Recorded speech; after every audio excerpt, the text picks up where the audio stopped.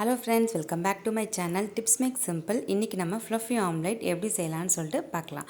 அதுக்கு 2 முட்டை எடுத்திருக்கேன். அதில் வெள்ளை கருவு மட்டும் தனியாக எடுத்துக்கோங்க, மஞ்சள் கருவு தனியாக எடுத்துருங்க. ஹேண்ட் பிளெண்டரை யூஸ் பண்ணிவிட்டு நம்ம இந்த மாதிரி நல்லா அடிச்சுக்கலாம். இந்த மாதிரி நல்லா அடிக்கும் போது ரொம்ப ஸ்மூத்தாக சூப்பரான ஒரு எப்படி சொல்கிறது, மேகம் மாதிரி இருக்கும். அது பார்க்குறதுக்கு அவ்வளோ சாஃப்டாக இருக்கும். இந்த மாதிரி நம்ம கையால் அடித்தோம்னா கண்டிப்பாக வராது. நம்ம ஆம்லேட் பண்ணியிருப்போம், ஆனால் இந்த ஆம்லேட் ஒன்ஸ் ட்ரை பண்ணிட்டிங்கன்னா கண்டிப்பாக விட மாட்டிங்க. அவ்வளோ சூப்பராக இருக்குது. கொஞ்சமாக பேனில் பட்டர் ஆட் பண்ணிவிட்டு நம்ம அந்த அடித்து வச்ச வெள்ளைக்கருவை ஆட் பண்ணிவிட்டு கொஞ்சம் மிளகு, கொஞ்சம் உப்புத்தூள் அவ்வளோதான் சேர்த்துட்டு அதுக்கு மேலே மஞ்சக்கருவை ஆட் பண்ணிக்கிறேன். இதை நீங்கள் அது கூட சேர்த்தும் செஞ்சுக்கலாம். நான் ஜஸ்ட்டு மேலே ஆட் பண்ணியிருக்கேன். இப்போ ஒரு 2 மினிட்ஸ் அப்படியே விட்டுருங்க, மூடி வச்சு மீடியம் ஃப்ளேமில்.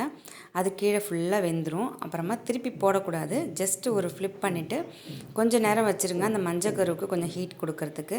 அவ்வளோதான், நம்மளோட சூப்பரான ஃப்ளஃபி ஆம்லெட் ரெடி ஆகிடுச்சு. இந்த மாதிரி செஞ்சு பார்த்துருக்க மாட்டீங்க. உங்களுக்கு நார்மல் ஆம்லேட்டை விட இது ரொம்ப டிஃப்ரெண்ட்டாக இருக்கும்.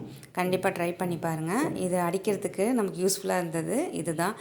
கெண்ட் சூப்பர் செஃப் ஹேண்ட் பிளெண்டர் ரொம்ப சூப்பராக இருக்குது. நல்லா சீக்கிரமாக எனக்கு முட்டை அடிக்கிறதுக்கு ஈஸியாக இருந்துச்சு. நீங்களும் ட்ரை பண்ணி பாருங்கள். ட்ரை பண்ணி பார்த்துட்டு எனக்கு கமெண்ட் பாக்ஸில் கமெண்ட் பண்ணுங்கள். வேறு ஒரு வீடியோவில் பார்க்கலாம் ஃப்ரெண்ட்ஸ். பை.